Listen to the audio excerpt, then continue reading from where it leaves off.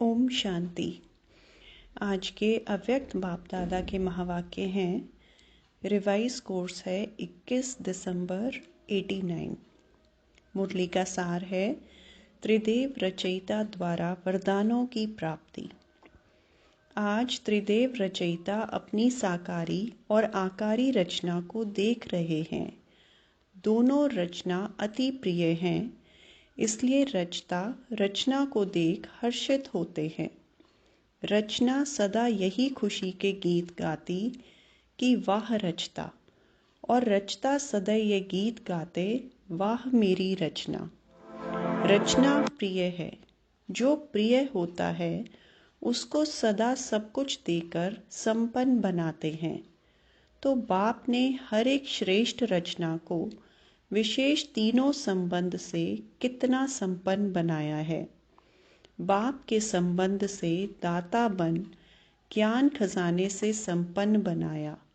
शिक्षक रूप से भाग्य विधाता बन अनेक जन्मों के लिए भाग्यवान बनाया। सतगुरु के रूप में वरदाता बन वरदानों से झोली भर देते। यह है अविनाशी स्नेह व प्यार। प्यार की विशेषता यही है, जिससे प्यार होता है उसकी कमी अच्छी नहीं लगेगी। कमी को कमाल के रूप में परिवर्तन करेंगे। बाप को बच्चों की कमी सदा कमाल के रूप में परिवर्तन करने का सदा शुभ संकल्प रहता है। प्यार में बाप को बच्चों की मेहनत देखी नहीं जाती। कोई मेहनत आवश्यक हो तो करो, लेकिन ब्राह्मण जीवन में मेहनत करने की आवश्यकता ही नहीं है, क्योंकि दाता, विधाता और वरदाता तीनों संबंध से इतने संपन्न बन जाते हो जो बिना मेहनत रूहानी मौज में रह सकते हो। वर्षा भी है, पढ़ाई भी है और वरदान भी है। जिसको तीनों रूपों से प्राप्ति हो, ऐसे सर्व प्राप्ति वाली आत्मा को मेहनत करने की क्या आवश्यकता है। कभी वर्षे के रूप में व बाप को दाता के रूप में याद करो तो रूहानी अधिकारीपन का नशा रहेगा। शिक्षक के रूप में याद करो तो गॉडली स्टूडेंट अर्थात भगवान के स्टूडेंट हैं, इस भाग्य का नशा रहेगा। सतगुरु हर कदम में वरदानों से चला रहा है। हर कर्म में श्रेष्ठ मत वरदाता का वरदान है। जो हर कदम श्रेष्ठ मत से चलते हैं, उसको हर कदम में कर्म की सफलता का वरदान सहज, स्वतः और अवश्य प्राप्त होता है। सतगुरु की मत श्रेष्ठ गति को प्राप्त कराती है। गति सदगति को प्राप्त कराती है। श्रेष्ठ मत और श्रेष्ठ गति अपने स्वीट होम अर्थात गति और स्वीट राज्य अर्थात सदगति, इसको तो प्राप्त करते ही हो, लेकिन ब्राह्मण आत्माओं को और विशेष गति प्राप्त होती है। वह है इस समय भी श्रेष्ठ मत के श्रेष्ठ कर्म का प्रत्यक्ष फल अर्थात सफलता। यह श्रेष्ठ गति सिर्फ संगम युग पर ही आप ब्राह्मणों को प्राप्त है। इसलिए कहते हैं जैसी मत वैसी गत। वो लोग तो समझते हैं मरने के बाद गति मिलेगी, इसलिए अंतमति सो गति कहते हैं। लेकिन आप ब्राह्मण आत्माओं के लिए इस अंतिम मरजीवा जन्म में हर कर्म की सफलता का फल अर्थात गति प्राप्त होने का वरदान मिला हुआ है। वर्तमान और भविष्य सदा गति सदगति है ही है। भविष्य की इंतजार में नहीं रहते हो। संगम युग की प्राप्ति का यही महत्व है। अभी अभी कर्म करो और अभी अभी प्राप्ति का अधिकार लो। इसको कहते हैं एक हाथ से दो, दूसरे हाथ से लो। कभी मिल जाएगा वह भविष्य में मिल जाएगा। यह दिलासे का सौदा नहीं है। तुरंत दान महापुण्य ऐसी प्राप्ति है। इसको कहते हैं झटपट का सौदा। भक्ति में इंतज़ार करते हो, मिल जाएगा मिल जाएगा। भक्ति में है कभी और बाप कहते हैं अभी लो। आदि स्थापना में भी आपकी प्रसिद्धता थी कि यहाँ साक्षात्कार झटपट होता है, और होता भी था।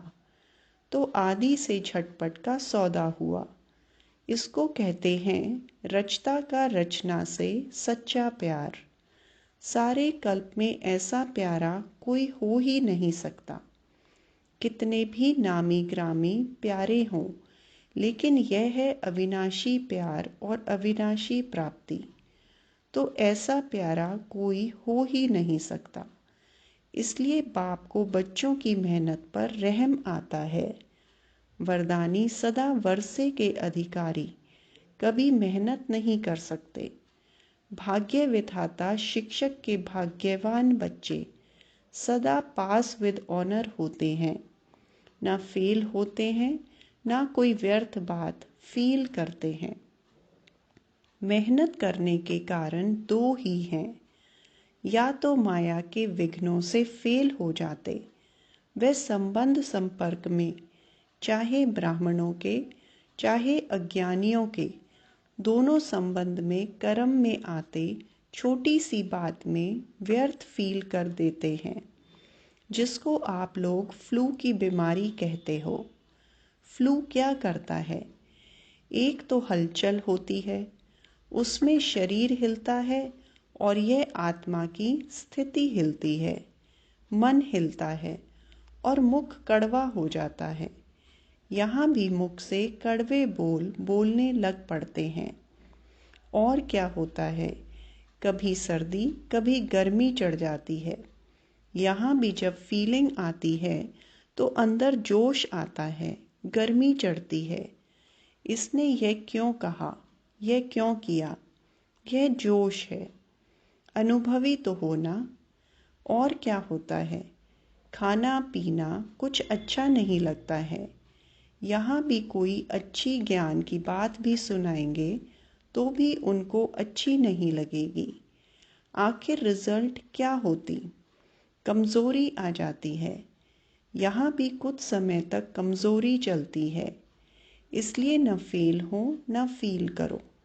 बाप दादा श्रेष्ठ मत देते हैं, शुद्ध फीलिंग रहे, मैं सर्वश्रेष्ठ अर्थात कोटों में कोई आत्मा हूँ। मैं देव आत्मा, महान आत्मा, ब्राह्मण आत्मा, विशेष पाठधारी आत्मा हूँ। इस फीलिंग में रहने वाले को व्यर्थ फीलिंग का फ्लू नहीं होगा। इस शुद्ध फीलिंग में रहो। जहाँ शुद्ध फीलिंग होगी वहाँ अशुद्ध फीलिंग नहीं हो सकती। तो फ्लू की बीमारी से अर्थात मेहनत से बच जाएंगे और सदा स्वयं को ऐसा अनुभव करेंगे कि हम वरदानों से पल रहे हैं, वरदानों से आगे उड़ रहे हैं, वरदानों से सेवा में सफलता पा रहे हैं। मेहनत अच्छी लगती है, वह मेहनत की आदत पक्की हो गई है। मेहनत अच्छी लगती, वह मौज में रहना अच्छा लगता है। कोई कोई को मेहनत के काम बगैर और कोई काम अच्छा नहीं लगता है। उनको कुर्सी पर आराम से बिठाएंगे तो भी कहेंगे हमको मेहनत का काम दो। यह तो आत्मा की मेहनत है, और आत्मा 63 जन्म मेहनत कर थक गई है। 63 जन्म ढूंढते रहे ना। किसको ढूंढने में मेहनत लगती है ना, तो थके हुए पहले ही हो। 63 जन्म मेहनत कर चुके हो, अब एक जन्म तो मौज में रहो। 21 जन्म तो भविष्य की बात है, लेकिन यह एक जन्म विशेष है। मेहनत और मौज दोनों का अनुभव कर सकते हो। भविष्य में तो वहाँ यह सब बातें भूल जाएंगी। मज़ा तो अभी है। दूसरे मेहनत कर रहे हैं, आप मौज में हो। अच्छा, टीचर्स ने भक्ति की है? कितने जन्म भक्ति की है? इस जन्म में तो नहीं की है ना। आपकी भक्ति पहले जन्म में पूरी हो गई। कब से फिर भक्ति शुरू की? किसके साथ शुरू की? ब्रह्मा बाप के साथ साथ आपने भी भक्ति की है। कौन से मंदिर में की? तो भक्ति की भी आदि आत्माएं हो और ज्ञान मार्ग की भी आदि आत्माएं हो।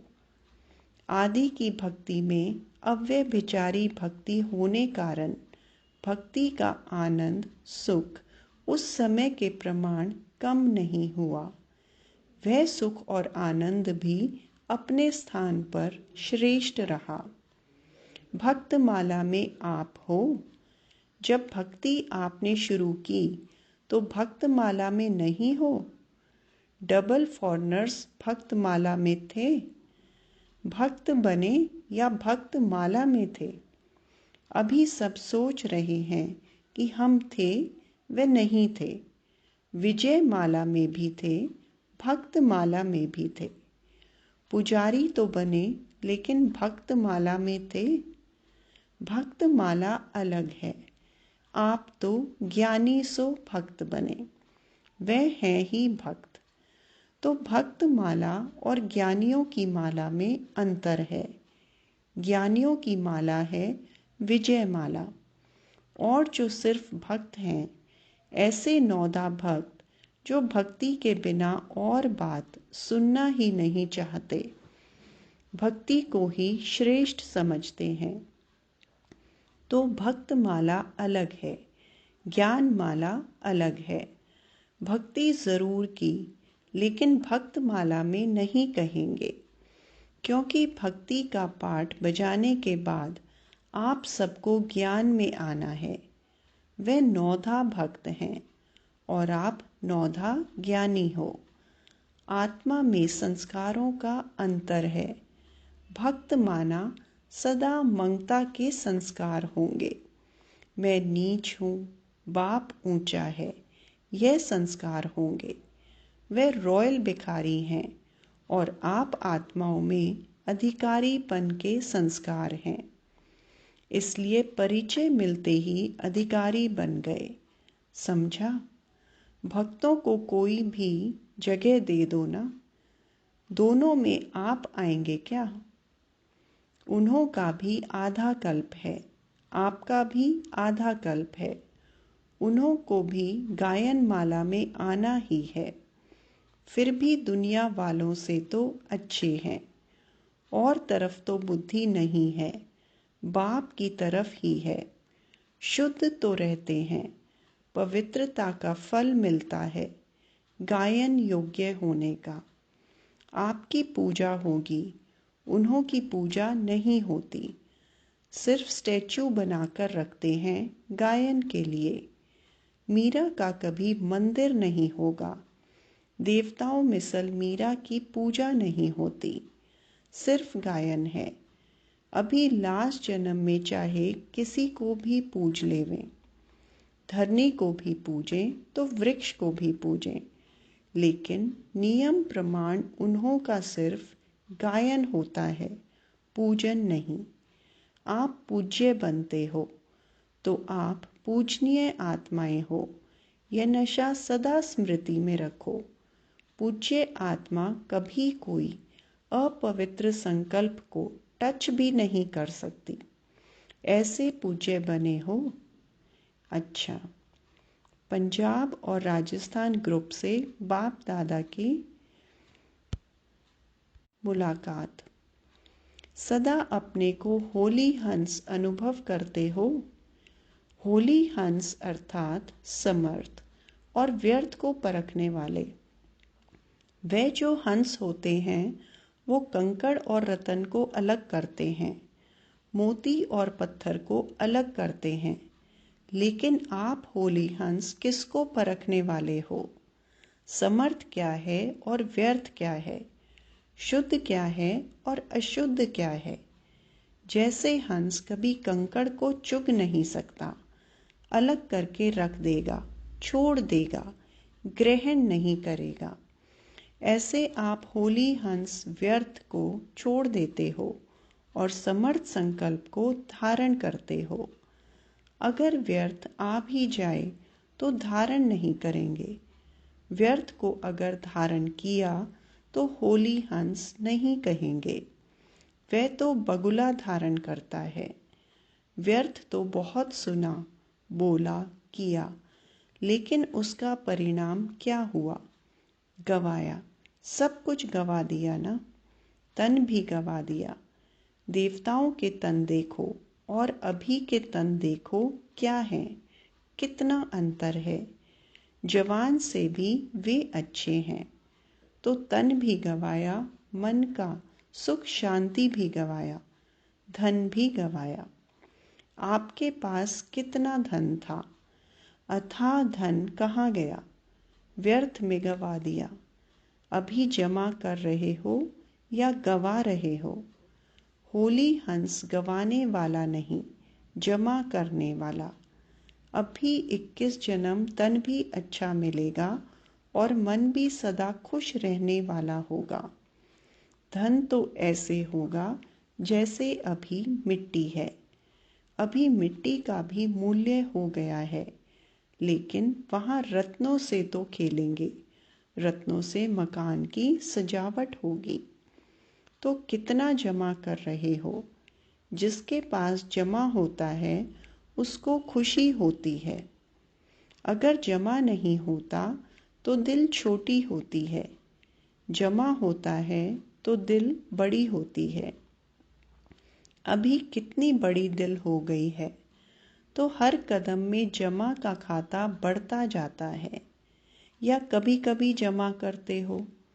अपना चार्ट अच्छी तरह से देखा है? ऐसे समय पर भी कभी कभी व्यर्थ तो नहीं चला जाता। अभी तो समय की वैल्यू का पता पड़ गया है ना। संगम का 1 सेकंड कितना बड़ा है। कहने में तो आएगा 1-2 सेकंड ही तो गया, लेकिन 1 सेकंड कितना बड़ा है यह याद रहे तो 1 सेकंड भी नहीं गवाएंगे।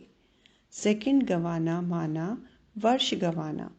संगम के 1 सेकंड का इतना महत्व है। तो जमा करने वाले हैं, गवाने वाले नहीं, क्योंकि या तो होगा गवाना या होगा कमाना। सारे कल्प में कमाई करने का समय अभी है। तो होली हंस अर्थात स्वप्न में, संकल्प में भी कभी व्यर्थ गवाएंगे नहीं। होली अर्थात सदा पवित्रता की शक्ति से अपवित्रता को सेकंड में भगाने वाले। न केवल अपने लिए बल्कि औरों के लिए भी, क्योंकि सारे विश्व को परिवर्तन करना है ना। पवित्रता की शक्ति कितनी महान है यह तो जानते हो ना। पवित्रता ऐसी अग्नि है जो सेकंड में विश्व के किचड़े को भस्म कर देती है। संपूर्ण पवित्रता ऐसी श्रेष्ठ शक्ति है। अंत में जब सब संपूर्ण हो जाएंगे तो आपके श्रेष्ठ संकल्प में लगन की अग्नि से यह सब किचड़ा भस्म हो जाएगा। योग ज्वाला हो। अंत में ऐसे धीरे धीरे सेवा नहीं होगी। सोचा और हुआ, इसको कहते हैं विहंग मार्ग की सेवा। अभी अपने में भर रहे हो, फिर कार्य में लगाएंगे। जैसे देवियों के यादगार में दिखाते हैं कि ज्वाला से असुरों को भस्म कर दिया। असुर नहीं, लेकिन आसुरी शक्तियों को खत्म कर दिया। यह किस समय का यादगार है? अभी का है ना। तो ऐसे ज्वालामुखी बनो। आप नहीं बनेंगे तो कौन बनेगा? तो अभी ज्वालामुखी बन आसुरी संस्कार, आसुरी स्वभाव सब कुछ भस्म करो। अपने तो कर लिए हैं ना, या अपने भी कर रहे हो? अच्छा, पंजाब वाले निर्भय तो बन गए, डरने वाले तो नहीं हो ना। ज्वालामुखी हो, डरना क्यों? मरे तो पड़े ही हो, फिर डरना किससे? और राजस्थान को तो राज्य अधिकार कभी भूलना नहीं चाहिए। राज्य भूल करके राजस्थान की रेती तो याद नहीं आ जाती। वहाँ रेत बहुत होती है ना, तो सदा नए राज्य की स्मृति रहे।